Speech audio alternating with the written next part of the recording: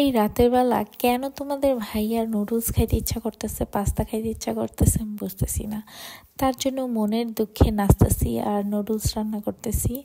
আর তোমাদের ভাইয়া সামনে বসে বসে আমার সাথে ঢং করতেছিল। পরে আর কি করার, মন টন না খারাপ করে হাসি খুশিভাবেই তাকে রান্না করে দিতেছিলাম আর আমিও একটু খাইতেছিলাম। আসলে আমি কীভাবেই বা শুকাবো বলো, তোমরাই বলো যে এরকম রাতের বেলা যদি আমি খাবার খাই তাহলে কি আমি শুকাইতে পারবো? আর সবসময় আমার মনে হচ্ছে যে আমি অনেক বেশি হেলদি হয়ে যাচ্ছি।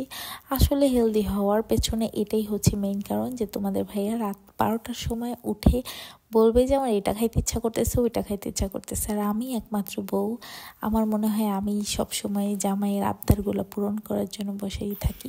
তোমরাও কি এরকম করো? আমাকে একটু জানাও তো। সো আজকে আমি কিন্তু সন্ধ্যার সময় একটা নাস্তা বানাইছিলাম। সেই নাস্তাটার পরে আবারও হচ্ছে সে রাত 12টার সময় আমাকে আবদার করলো যে আমার এখন পাস্তা নুডলস খাইতে ইচ্ছা করতেছে। তারপরে আর কথা না বাড়িয়ে চলে আসলাম ঝটপট করে রান্নাঘরে। আর যে পাস্তা মস্তা ছিল আমার কাছে সবগুলাই বের করছি, বের করে সবগুলাই একটু সিদ্ধ করে নিছি। সিদ্ধ করে ওই যে দেখো ওই পাশে আমি রেখে দিয়েছি।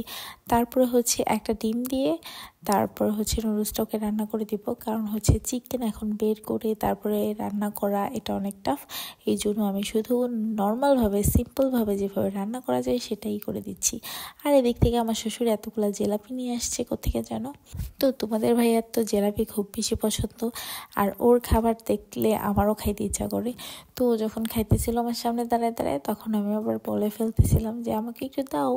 তারপরে দেখি যে সে আমাকে নাকি আগেই দিতে চাচ্ছিল, কিন্তু হচ্ছে আমি রান্না করতেছি এই জন্য আবার ভয় পাচ্ছিল যে উল্টাপাল্টা কিছু দিয়ে দেই কিনা, এই জন্য আমাকে ডাকতেছিল না।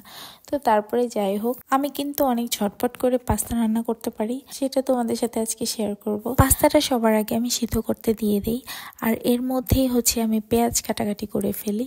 যদি চিকেনের কোনো ঝামেলা থাকে সেটাও করে ফেলি ওই টাইমটার মধ্যেই। তারপরে কিন্তু পেঁয়াজ মরিচ কাটা হয়ে গেলে পাস্তাটাও সিদ্ধ হয়ে যায়। তারপরে আমি পেঁয়াজগুলোকে দিয়ে একটু হালকা তেলের মধ্যে ভাজি, বেশি একটা ভাজি না, কারণ হচ্ছে পেঁয়াজটা একটু কাঁচা কাঁচা মুখের ভিতর লাগলে কিন্তু ভালো লাগে। তারপরে কিন্তু ডিম দিয়ে দিই, চিকেন দিয়ে দিই, তারপর এটা একটু ভাজা ভাজা করে তারপরে হচ্ছে পাস্তাটা দিয়ে দিই। আর সসও একটু দেই, আবার সয়া সসও দেই। আজকে আমি সয়া সসটা দিইনি কারণ আমার সয়া সসটা শেষ হয়ে গেছে। তো তারপরে হচ্ছে সবার শেষে আমি কিন্তু কাঁচামরিচটা দিই, কারণ হচ্ছে কাঁচামরিচের যে একটা ফ্লেভার সেটা আসে তখন। আর যদি আমি আগে আগেই দিয়ে দিই তাহলে একটা কেমন যেন স্মেল আসে। তো ওইটার থেকে আমার কাঁচামরিচের যে স্মেল ওইটাই পছন্দ। আর আমি এভাবে রান্না করে খাওয়াইলে সবাই পছন্দ করে। সো তোমরা এভাবে ট্রাই করে দেখবা। আমি জানি না তোমরা আমার মতো কেউ ট্রাই করো কিনা। আর দেখো আমি কিন্তু অনেক অনেক গান গাচ্ছিলাম, কারণ হচ্ছে আমার খুবই মেজাজটা গরম হচ্ছিল। মাঝে মধ্যে একটু গরম হয়, কারণ আমি অন্য কিছু নিয়ে ব্যস্ত থাকলে তখন রান্নার কথা বললে আমার রাগটাই ওঠে। কিন্তু রাগটা কন্ট্রোল করে ফেলি, কারণ হচ্ছে আমি যার জন্য রান্না করি সে আমাকে ছাড়া খায় না। সো এমনি তো একটু বেশি বেশি খেতে ইচ্ছা করে, এইসব হাবিজাবি জিনিস তো সবারই পছন্দ আসলে। তো কিছুদিন পরপরই আমার উল্টাপাল্টা এইসব খাওয়াই হয়, এজন্য আসলে আমি স্লিম হইতেই পারি না। তো আজকে কিন্তু আমি হচ্ছে জাইনের জন্য এই ছোট্ট ফ্রাই প্যানটা কিনেছি, কারণ হচ্ছে জাইনের জন্য অনেক সময় ডিম ভাজতে হয়, ডিম পোস্ট করতে হয়, আবার হচ্ছে ওর জন্য প্যানকেক বানাতে হয়। তো এটা আমার কাছে অনেক বেশি কিউট লেগেছে, এই জন্য আমি এটা কিনে নিয়ে আসছি আজকে জাইনের জন্য। আর তোমাদের কেমন লেগেছে অবশ্যই বলবা। আর তোমাদের ভাইয়া তো এই জিলাপিগুলি আমাকে খাওয়াচ্ছে, নিজে খাচ্ছে খুবই মজা করে। জিলাপিগুলা শেষ না হওয়া পর্যন্ত আমার জামাই জীবনও ছাড়বে না, এগুলো সবকিছু শেষ করবে তারপরে ওর শান্তি।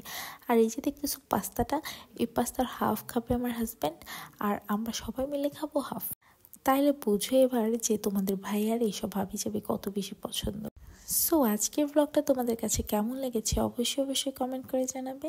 আর তোমরা যারা যারা অনেক কিছু খেতে চাও তারা আমার বাসায় দাওয়াত খেতে চলে আসবে, সবার দাওয়াত। সো আজকের মতো এই পর্যন্তই, আল্লাহ হাফেজ। আর আমাদের চ্যানেলটাকে অবশ্যই সাবস্ক্রাইব করবে আর ভিডিওগুলোতে লাইক কমেন্ট করবে। আজকের মতো বিদায় নিচ্ছি, আল্লাহ হাফেজ।